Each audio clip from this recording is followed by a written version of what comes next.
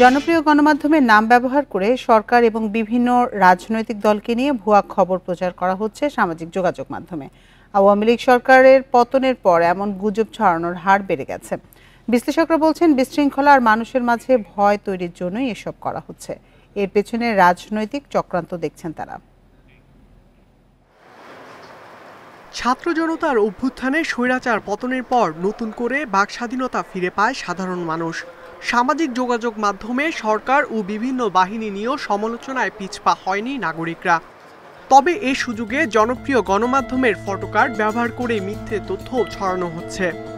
ভুয়া Facebook ID থেকেই মূলত দেয়া হচ্ছে উস্কানিমূলক বার্তা। এসব বার্তায় ভিন্ন উদ্দেশ্য দেখছেন বিশ্লেষকরা। যে কারো মুখ দিয়ে বলা হচ্ছে যে মেয়েরা বাইরে যেতে পারবে না, বা এমন কিছু ছড়ানো হচ্ছে যেখানে ইনস্ট্রাকশন দেওয়া হচ্ছে মেয়েদেরকে এই করতে হবে।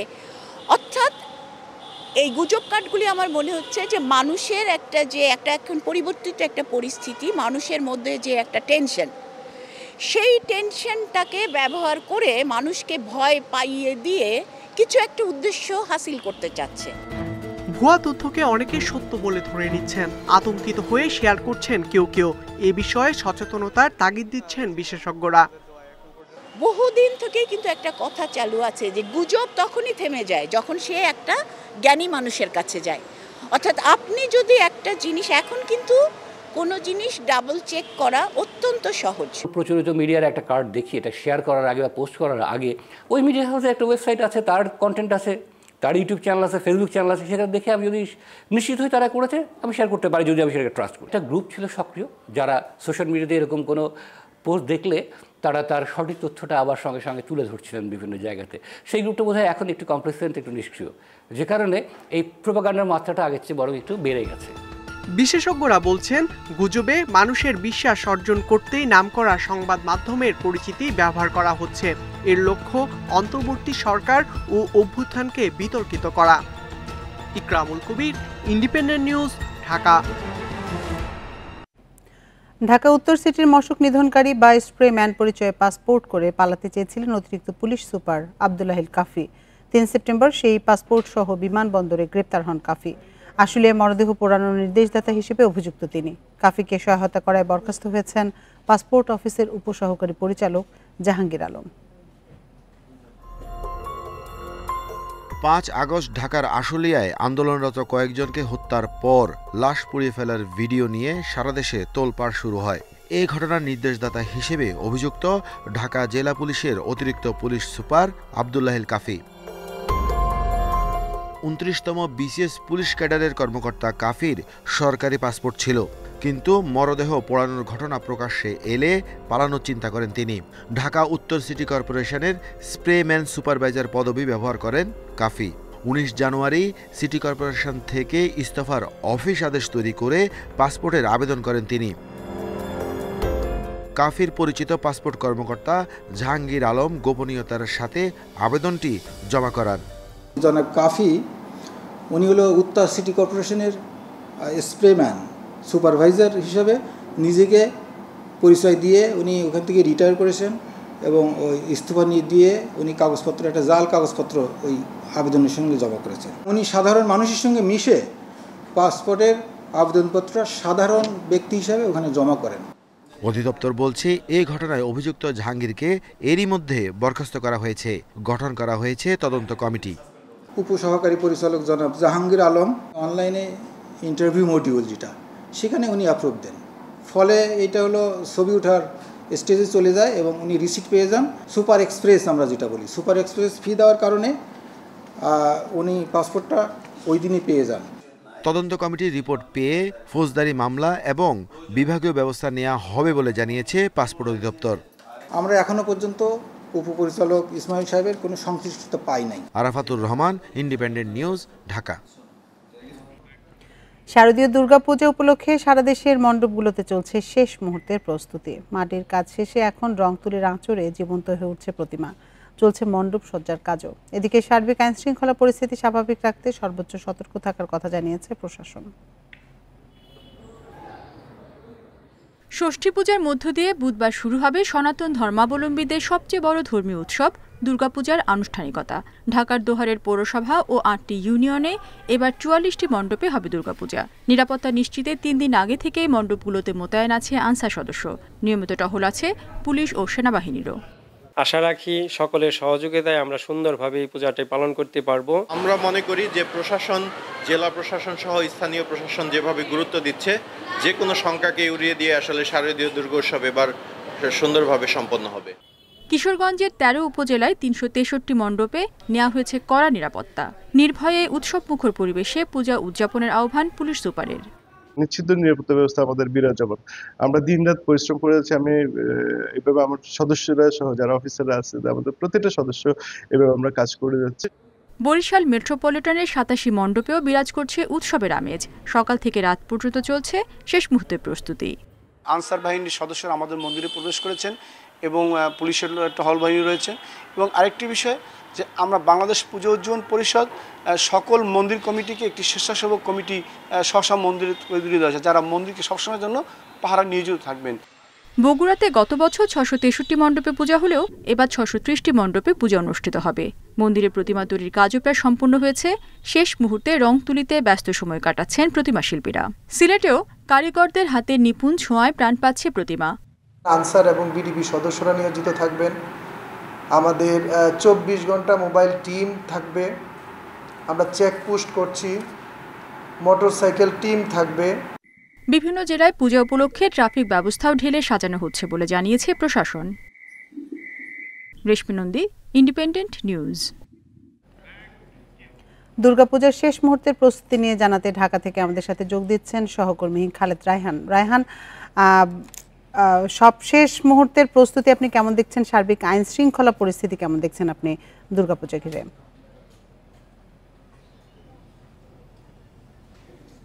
দেখুন, হিন্দু ধর্মাবলম্বীদের সবচেয়ে বড় যে ধর্মীয় উৎসব শারদীয় দুর্গাপূজা, সেটির কিন্তু একেবারে শেষ মুহূর্তের যে প্রস্তুতি সেটি কিন্তু চলছে। আমরা এখন রয়েছি ঢাকার অন্যতম বড় একটি মন্দির, রমনা কালী মন্দির। সেখানেও কিন্তু আমরা দেখছি যে প্রতিমা নিয়ে আসা হয়েছে এবং সেটির যে রং তুলির যে কাজ, একেবারে শেষ পর্যায়ের যে কাজ, সেগুলি এখন তারা করছেন এবং যে সাজসজ্জার যে কাজগুলো রয়েছে সেগুলি তারা মূলত এখন করছে। এবং তারা যেটা বলছেন, যেহেতু আগামীকালকে থেকেই যে মূল কার্যক্রম পূজার শুরু হতে যাচ্ছে, সেটিকে মাথায় রেখেই তারা কিন্তু কাজ করছে। বা একেবারে আমি যদি বলি, এখানে যারা রয়েছেন তাদের সঙ্গে কথা বলে যেটি জানতে পেরেছি যে আজকের মধ্যেই সকল কাজ তারা শেষ করে ফেলতে পারবেন এবং সেটিকে মাথায় রেখেই তারা কিন্তু কাজ করে। শুধুমাত্র প্রতিমা না, প্রতিমা ছাড়াও পুরো যে মন্দিরটি রয়েছে এবং তার সামনের যে আঙ্গিনাটি রয়েছে, সেখানেও আমরা দেখছি যে নানা রকমের কাজকর্ম কিন্তু করা হচ্ছে। শেষ মুহূর্তের প্রস্তুতি যাকে বলা হয়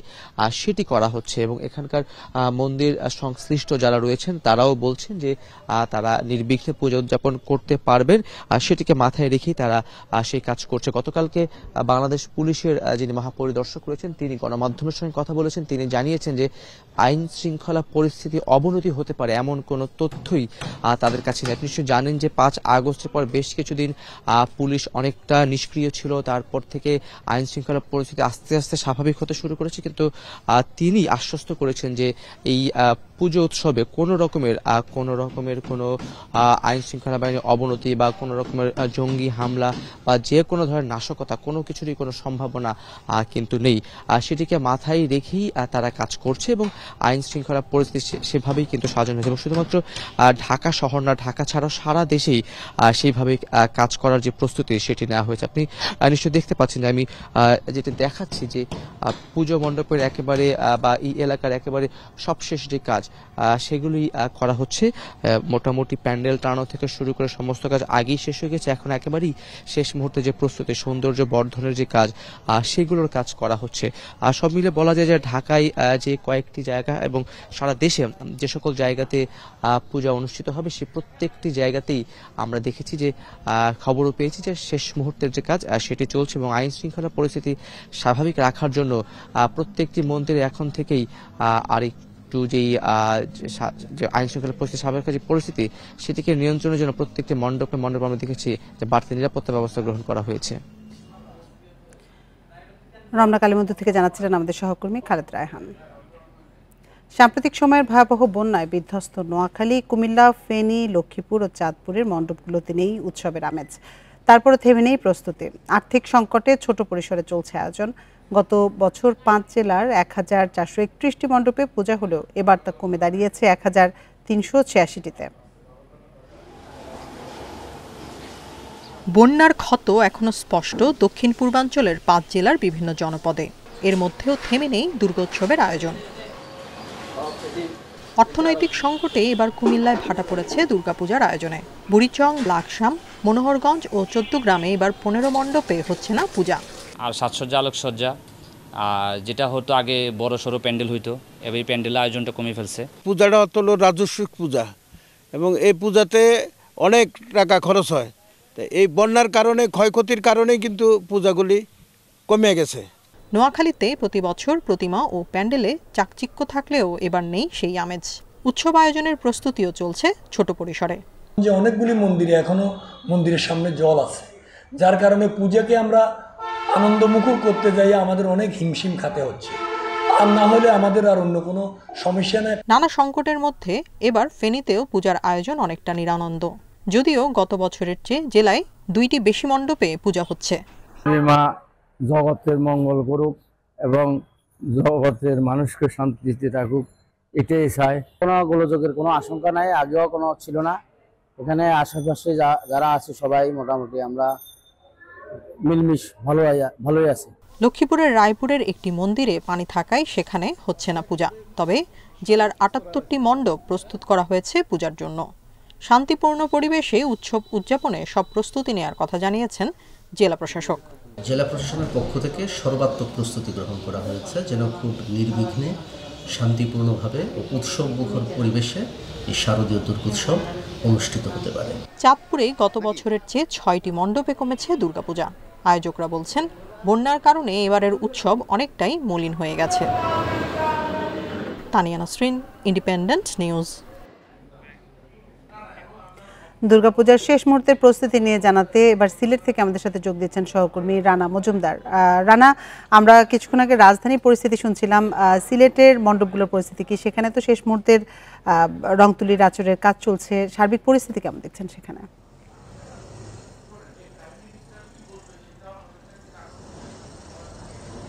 দেখুন, আসলে দীর্ঘ অপেক্ষার অবসান হচ্ছে এবং আগামীকালকে থেকে কিন্তু সনাতন ধর্মাবলম্বীদের যে সবচেয়ে বড় যে ধর্মীয় উৎসবটি রয়েছে শারদীয় দুর্গাপূজা, সেটি কিন্তু আগামীকালকে থেকে শুরু হতে যাচ্ছে।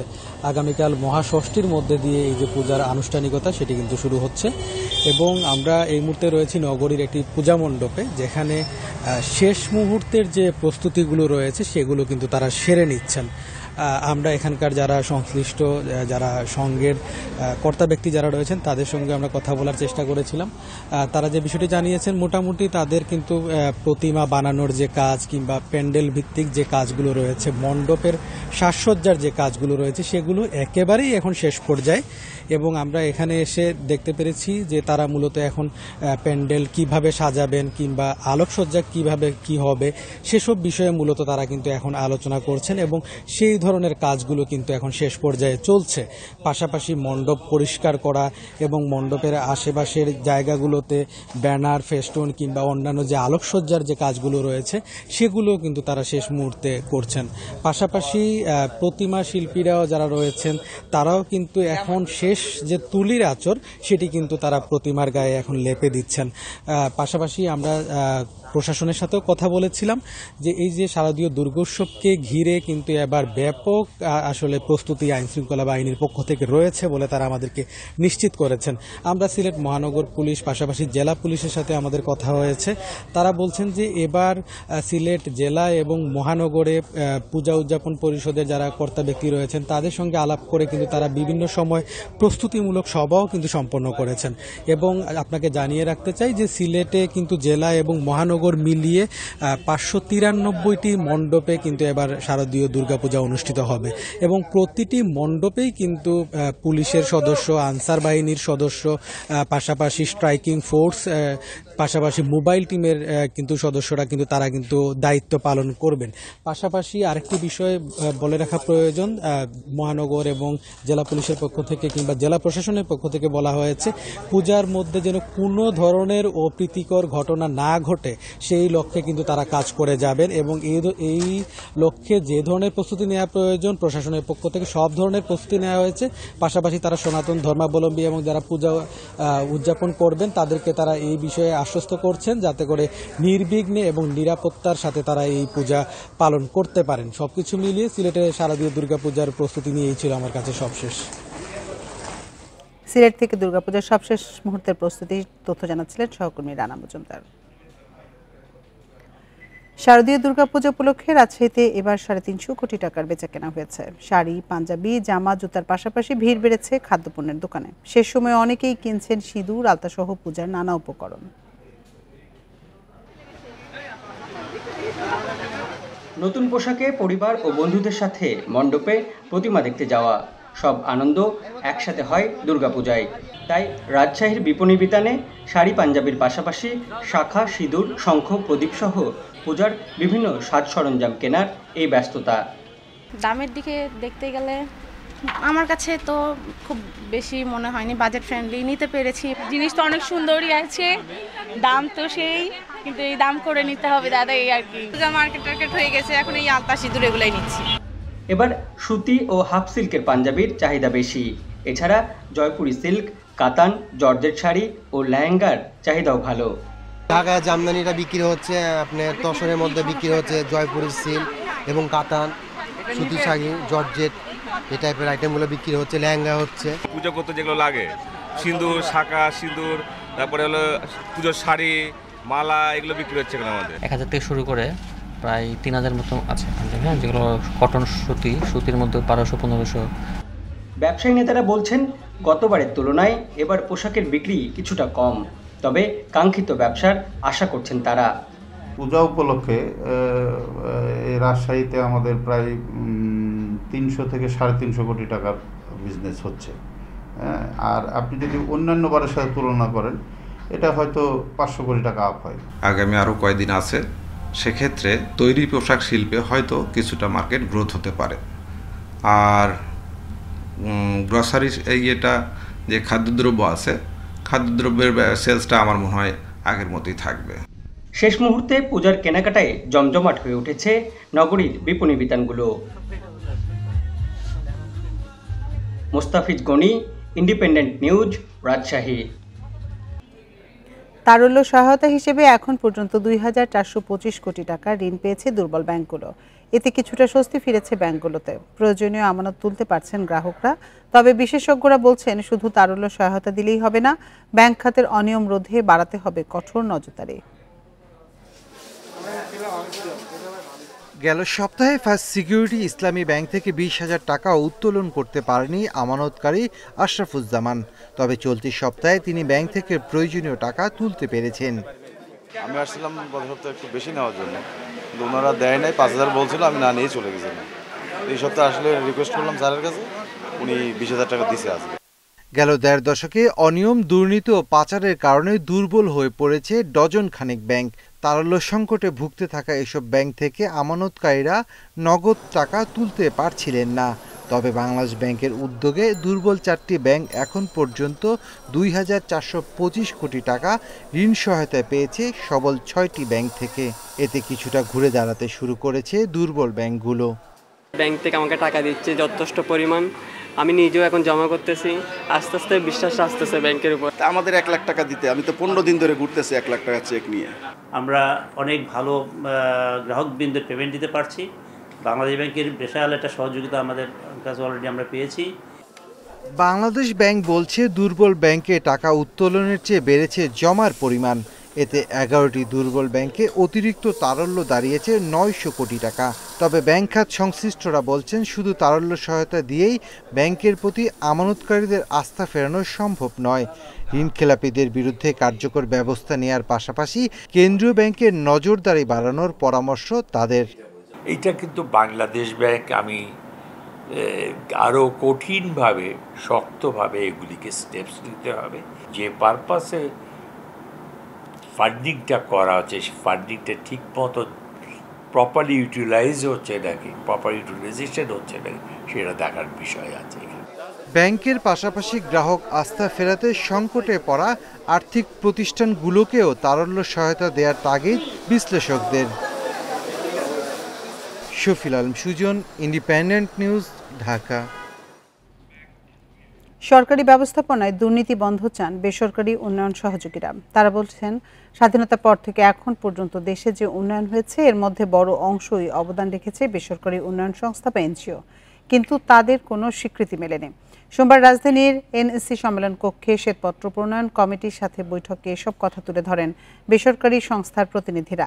বৈঠক শেষে কমিটির প্রধান ডক্টর দেবপ্রিয় ভট্টাচার্য বলেন, উন্নয়নে এনজিওদের অংশীদারিত্ব বাড়ানোর পথে বাধা সরকারি নীতির প্রতিবন্ধকতা ও সংশ্লিষ্ট প্রতিষ্ঠানগুলোর দুর্নীতি। নারী ও বিভিন্ন সম্প্রদায়ের বিরুদ্ধে বিদ্বেষমূলক প্রচারণাও উন্নয়নের পথে বাধা বলে মনে করেন দেশে সক্রিয় স্থানীয় ও বিদেশি এনজিওর প্রতিনিধিরা।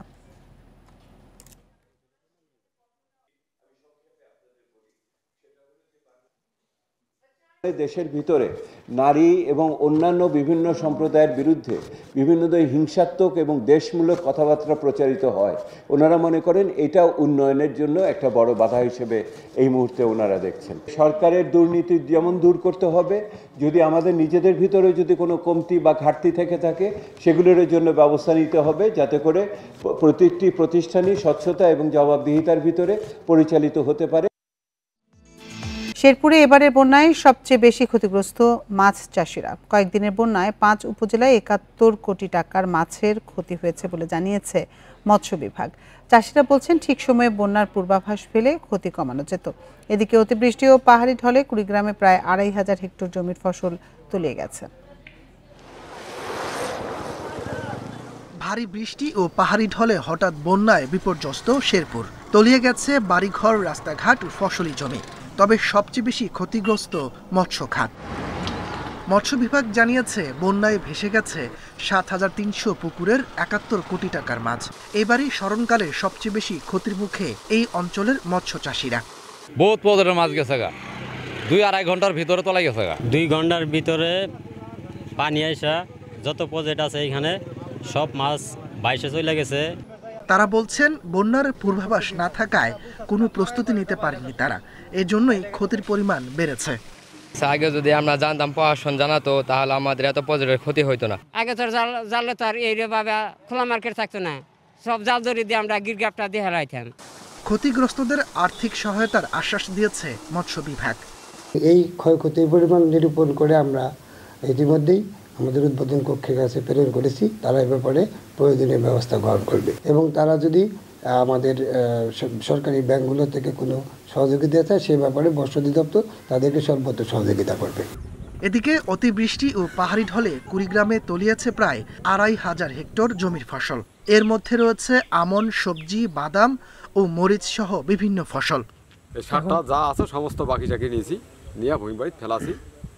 সেই ধানও তো আল্লাহ শেষ, ধান তো তলে আছে, কাস্তুরি ধান, এখন তো ওই ধানটা হবে না। ইতিমধ্যে পানি নেমে যাচ্ছে, আর যদি পানি দ্রুত নেমে যায় তাহলে রোপা আমনের তেমন কোনো ক্ষতি হবে না, তবে সবজি এবং মরিচের কিছু ক্ষতি হবে। আমরা পানি নেমে যাওয়ার পর ক্ষয়ক্ষতি নিরূপণ করব। জুনে কুড়িগ্রামে প্রথম দফা বন্যায় 6 কোটি টাকার ফসলের ক্ষতি হয়। তাপস সরকার, ইন্ডিপেন্ডেন্ট নিউজ। এ নিয়ে আরো জানাতে এবার ময়মনসিংহ থেকে আমাদের সাথে যোগ দিচ্ছেন সহকর্মী আবু সালে মুসা। মুসা, ময়মনসিংহ অঞ্চলে মাছ চাষিদের কি পরিমাণ ক্ষতি হয়েছে এবং মৎস্য অধিদপ্তর থেকে তাদের কোনো ধরনের সহায়তা দেওয়া হচ্ছে কিনা? দেখুন, আসলে ময়মনসিংহের কিন্তু এখন 3টি উপজেলা বন্যা আক্রান্ত এবং 3টি উপজেলার মধ্যে সবচেয়ে বেশি ক্ষতিগ্রস্ত হয়েছে হালুয়াঘাট এবং ধোবাউড়া। এছাড়াও কিন্তু ফুলপুরের 3টি ইউনিয়ন কিন্তু ক্ষতিগ্রস্ত হয়েছে এবং বন্যা পরিস্থিতি কিন্তু ধোবাউড়ায় 3টি ইউনিয়ন এবং হালুয়াঘাটে 3টি ইউনিয়ন, এছাড়া কিন্তু ফুলপুরের 3টি ইউনিয়ন কিন্তু এখনো বন্যা আক্রান্ত রয়েছে। আর যেটি বলছিলেন যে মৎস্য চাষিদের বিষয়ে, আসলে বন্যায় কিন্তু 1000 কোটি টাকার ক্ষতি হয়েছে বলে প্রাথমিকভাবে প্রশাসন থেকে তারা বলেছেন এবং সেখানে কিন্তু মৎস্য খাত রয়েছে প্রায় 12,000-এর মতো পুকুরের মাছ কিন্তু প্রায় 50,000 হেক্টর জমির ফসল কিন্তু পানিতে তলিয়ে গেছে এবং অধিকাংশই নষ্ট হয়ে গেছে। এছাড়া কিন্তু অবকাঠামোগত ক্ষতি হয়েছে। কিছু কিছু এলাকায় বন্যার পানি নেমে গেছে। সেই সমস্ত এলাকায় আমরা দেখেছি যে রাস্তাঘাটের চরম ক্ষতি হয়েছে এবং রাস্তাঘাটের পাশে যে বাজার, বাড়িঘর, দোকানপাট সেগুলি কিন্তু ব্যাপকভাবে ক্ষতিগ্রস্ত হয়েছে। আমরা দেখেছি যে উজানের যে ইউনিয়নগুলি রয়েছে ভারতীয় সীমান্তবর্তী, সেই ইউনিয়নগুলির থেকে কিন্তু পানি নেমে গেছে। সেখানে কিন্তু ক্ষতচিহ্ন, বন্যা পরবর্তী যে ক্ষতচিহ্ন সেটি কিন্তু আমরা দেখতে পেয়েছি। উপজেলা নির্বাহী কর্মকর্তা ধোবাউড়া আমাদেরকে জানিয়েছেন যে শুধুমাত্র ধোবাউড়াতেই কিন্তু 170 কিলোমিটার সড়ক কিন্তু পাকা সড়ক ক্ষতিগ্রস্ত হয়েছে। এছাড়াও বন্যার পানি নেমে যাওয়ার পরে আসলে প্রকৃত চিত্রটা কিন্তু বোঝা যাবে। এবং আপনাকে জানিয়ে রাখি যে বন্যা পরিস্থিতি কিন্তু অপরিবর্তিত রয়েছে। আজকে কিন্তু সকাল থেকেই বৃষ্টি হচ্ছে, যার কারণে কিন্তু বন্যা পরিস্থিতি অবনতি হওয়ার একটি আশঙ্কা কিন্তু দেখা দিয়েছে। আসলে এখানে কিন্তু ভারতের যে 7 সিস্টার খ্যাত যে এক অন্যতম রাজ্য মেঘালয়, সেই মেঘালয়ে বৃষ্টিপাত হলেই কিন্তু এখানে কিন্তু নদীগুলি পানিতে পূর্ণ হয়ে যায় এবং পাহাড় থেকে ঢল নেমে আসে। এখনো কিন্তু গতকাল রাত থেকে কিন্তু আবারও মেঘালয় এবং হালুয়াঘাট, ধোবাউড়ায় কিন্তু বৃষ্টিপাতের পরিমাণ বেড়েছে, যার কারণে কিন্তু আবারও আশঙ্কা করা হচ্ছে পানির ঢল আবার নেমে আসে কিনা।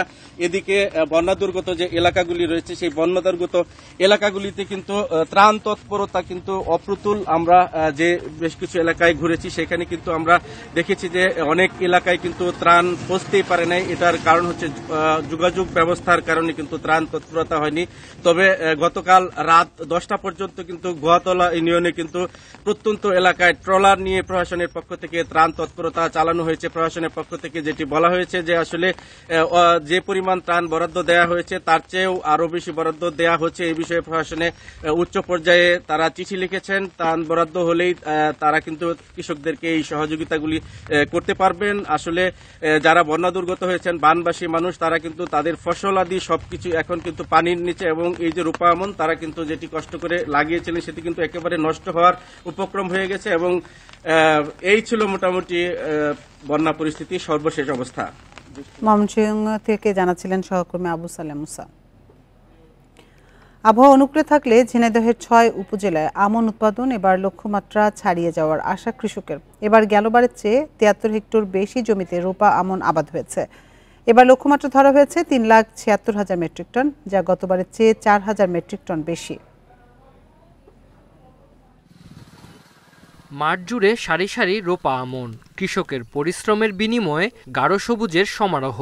অনুকূল আবহাওয়া আর পোকার উপদ্রব দমনে এবার ঝিনাইদহের 6 উপজেলায় কাঙ্ক্ষিত ফলনের আশা চাষিদের। কৃষি বিভাগের তথ্য মতে জেলায় এবার 1,04,485 হেক্টর জমিতে রোপা আমন চাষের লক্ষ্যমাত্রা থাকলেও আবাদ হয়েছে 73 হেক্টর বেশি জমিতে। ধান মোটামুটি ভালো আছে মাঠে আল্লাহর রহমতে, কিন্তু যে কিছু ধান মাঠে পাকিয়ে গেছে, কিছু ফলতেছে, কিছু থোড় হয়েছে। ধানটা ভালোই আছে কিন্তু ওই মাজরা পোকার আমদানি বেশি, এই জন্য আমি পোকা দমনের জন্য ওষুধ দিচ্ছি। নভেম্বরের প্রথম সপ্তাহ থেকে শুরু হবে ধান কাটা। এবার BR 48, BR 49, BR 51 সহ বিভিন্ন ধানের আবাদ হয়েছে। গত বছর কাঙ্ক্ষিত দাম পাওয়ায় রোপা আমনে আগ্রহ বাড়ে কৃষকের। আউশ কেটে আমন লাগানো হয়েছে এবং আমন কেটে আবার বড় ধান চাষ করা যাবে। এরকম ভাবে ধানটা আমার জমিতে মোটামুটি ফলনশীল ভালোই হচ্ছে। জেলা পর্যায়ের কর্মকর্তাদের সঠিক তদারকি এবং পরামর্শের কারণে বর্তমানে মাঠের ফসলের অবস্থা খুবই ভালো। আমরা আশা করছি যে পরিমাণ আমাদের লক্ষ্যমাত্রা রয়েছে সেই পরিমাণ লক্ষ্যমাত্রার যে উৎপাদন সেটি আমরা অর্জন করতে সক্ষম হব। গেল বছর জেলায় 1,04,355 হেক্টর জমিতে রোপা আমনে চাষ হয়েছে। Independent news. সেন্ট মার্টিনে চলতি মৌসুমে সিঙ্গেল ইউজ বা একবার ব্যবহারযোগ্য প্লাস্টিক নিষিদ্ধ হবে বলে জানিয়েছেন পরিবেশ উপদেষ্টা সৈয়দা রিজওয়ানা হাসান। এছাড়া নভেম্বরের আগেই সেন্ট মার্টিন ভ্রমণে বিভিন্ন বিধি নিষেধ কার্যকর হবে বলে জানিয়েছেন তিনি। সোমবার সচিবালয়ে ব্রিফিংয়ে তিনি এসব কথা জানান। দেশের একমাত্র প্রবাল দ্বীপ সেন্ট মার্টিন, যেখানে রয়েছে বেশ কয়েকটি বিপন্ন বন্যপ্রাণী, পাখি, কাছিম এবং স্তন্যপায়ী প্রাণী। দ্বীপটিকে রক্ষায় নানা ধরনের উদ্যোগ নিচ্ছে সরকার।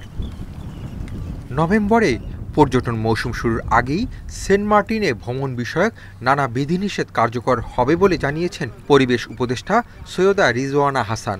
এর মধ্যে রয়েছে পর্যটকের সংখ্যা নির্দিষ্ট করা, রাত্রি যাপনে নিষেধাজ্ঞা সহ কিছু বিধিনিষেধ। আমি চাই সেন্ট মার্টিন দ্বীপটা সকলেই দেখুক, কিন্তু একই লোক 5 বার না যাক।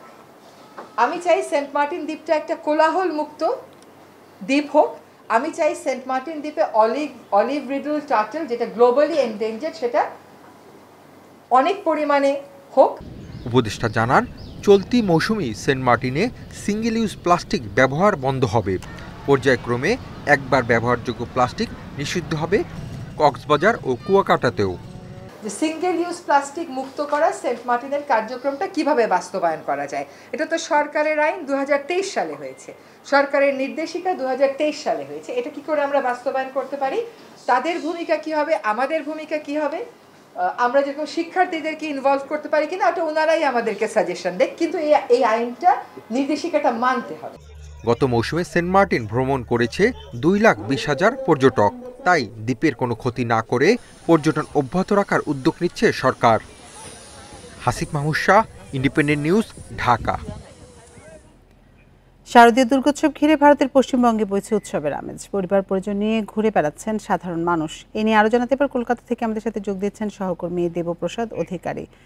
দেবপ্রসাদ, শারদীয় দুর্গোৎসব ঘিরে ভারতের পশ্চিমবঙ্গের সার্বিক আয়োজন কেমন দেখছেন, নিরাপত্তা ব্যবস্থা কেমন সেখানে, বিস্তারিত জানাবেন। দেখুন, আজ মহাপঞ্চমী। সমস্ত দর্শকদের আমি পঞ্চমীর আগাম শুভেচ্ছা জানাচ্ছি। এবং এই মহাপঞ্চমীর দিনে গতকাল অর্থাৎ চতুর্থের দিনেই কিন্তু কলকাতার যে পুজো মণ্ডপগুলো ছিল, সেই পুজো মণ্ডপগুলোতে দর্শনার্থীদের ভিড়। এবার যেটা বলছেন যে আয়োজন কেমন ছিল, অর্থাৎ কলকাতার যে আয়োজন সেটা এবারে একটু হলেও একটু কমতি আছে। কারণ হচ্ছে আরজি করের একটি ঘটনাকে কেন্দ্র করে কলকাতা এই মুহূর্তে আমি যদি বলি তাহলে আন্দোলন মুখর বলতে পারি। তার মধ্যে যেহেতু প্রতি বছর এই দুর্গাপুজো বাঙালির একটা প্রাণের পুজো এবং সেখানে আবেগ এবং মানুষের বাঙালির যে একটা পুজোকে কেন্দ্র করে একটা বিশাল আনন্দের বিষয়, সেই বিষয়টা কিছুটা ভাটা পড়লেও কিন্তু একেবারেই রয়েছে। কারণ চতুর্থীর দিনে কলকাতা শহরের যত নামী পুজো আছে, অর্থাৎ চেত্ত অগ্রণী, সুরতি সংঘ, এরকম যে পুজোগুলো আছে, সেই পুজোগুলোতে কিন্তু দর্শনার্থীদের ভিড় ছিল চোখে পড়ার মতো। তো একটা জিনিস হচ্ছে, এখানে যে পুজোগুলো হচ্ছে সেই পুজোগুলোর কিন্তু ইতিমধ্যেই আয়োজন প্রায় শেষ। অর্থাৎ যারা রং তুলি, যারা শিল্পী, সেই শিল্পীদের যে রং তুলির শেষ মুহূর্তের কাজ, অর্থাৎ আগামীকাল ষষ্ঠীর দিন, সেই ষষ্ঠীর আগে যে শেষ মুহূর্তে মায়ের যে প্রতিমা তৈরি করতে যে রং তুলির কাজ প্রয়োজন, সেগুলো কিন্তু একেবারে শেষ মুহূর্তে রং তুলির টান দিচ্ছেন। কিন্তু তার মধ্যেই অর্থাৎ মুখ্যমন্ত্রী মমতা বন্দ্যোপাধ্যায়, আপনি জানেন যে একদিনে অর্থাৎ গত রবিবার 200টি পুজো প্যান্ডেলের উদ্বোধন করেছেন মুখ্যমন্ত্রী মমতা বন্দ্যোপাধ্যায়। এর সঙ্গে বিজেপি নেতা শুভেন্দু অধিকারী অর্থাৎ বিরোধী দলনেতা, তিনিও বেশ কিছু পুজোর উদ্বোধন করেছেন। কারণ বলতে গেলে কলকাতা এবং পশ্চিমবাংলার যে নামী পুজোগুলো, সেই নামী পুজোগুলোর উদ্বোধন ইতিমধ্যেই হয়ে গেছে। অর্থাৎ পুজো প্যান্ডেলে এবারে যে থিম রয়েছে, অর্থাৎ থিম বলতে এই অর্থে, কারণ প্রত্যেকটা বছর যে পুজো প্যান্ডেল তৈরি হয়, সেই পুজো প্যান্ডেল সামাজিক প্রেক্ষাপট এবং বাস্তবিক প্রেক্ষাপট নিয়ে কতগুলো থিম তৈরি হয়।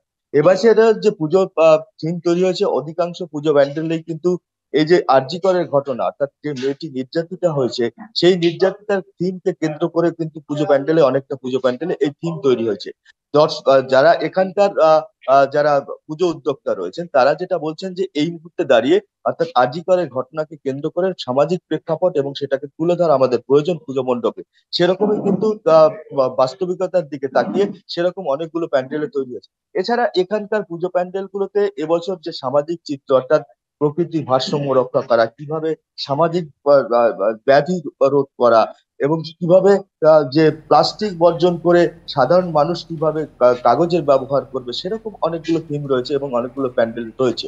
অর্থাৎ শ্রীভূমি সংঘ যদি বলি, অর্থাৎ সল্টলেকের বিখ্যাত পুজো শ্রীভূমি সংঘ, সেখানেও কিন্তু এরকম একটি থিম রয়েছে। অর্থাৎ ষষ্ঠীর আগে পঞ্চমীর দিন, আজ পঞ্চমীর দিনে এই যে শেষ মুহূর্তে কলকাতার প্রস্তুতি পুলিশি প্রশাসন যেভাবে রয়েছে, অর্থাৎ কলকাতা পুলিশ কমিশনার বলেছেন যে এই মুহূর্তে যে প্যান্ডেলগুলোতে অর্থাৎ নিরাপত্তা যে প্যান্ডেলগুলোতে ভিড় তৈরি হচ্ছে এবং পরবর্তী পর্যায়ে যে প্যান্ডেলগুলোতে অসম্ভব ভিড় তৈরি হবে, তার জন্য কলকাতা পুলিশ ইতিমধ্যে প্রস্তুত এবং তারা সামগ্রিক ব্যবস্থা নিয়েছেন যাতে কোন রকম অপ্রীতিকর ঘটনা বা কোন রকম দুর্ঘটনা। জি দেবপ্রসাদ, আপনি আরো তথ্য সংগ্রহ করুন, আমরা পরবর্তীতে আবার আপনার সাথে যোগাযোগ করব। আর এই ছিল সকাল ৯টার বিরতিহীন সংবাদে। ইন্ডিপেন্ডেন্ট টেলিভিশনের সব খবরে বিস্তারিত জানতে চোখ রাখুন ফেসবুক, ইউটিউব এবং এক্সে। এতক্ষণ সাথে থাকার জন্য ধন্যবাদ সবাইকে।